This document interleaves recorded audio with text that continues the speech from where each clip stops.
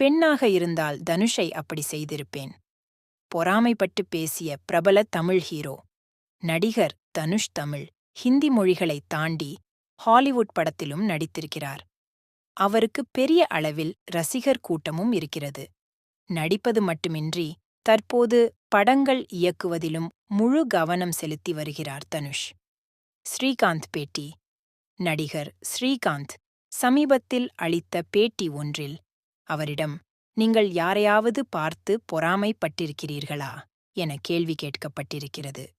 அதற்கு பதில் அளித்த ஸ்ரீகாந்த், நடிகர் தனுஷை பார்த்து நான் பொறாமைப்பட்டிருக்கிறேன்.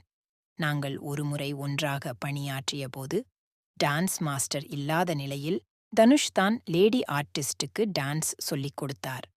ஒரே மாதிரி கொஞ்சம் கூட மாறாமல் 5 முறை நடனமாடி காட்டினார். அவருக்கு இருக்கும் திறமையை அப்போதுதான் நான் நேரில் பார்த்தேன்.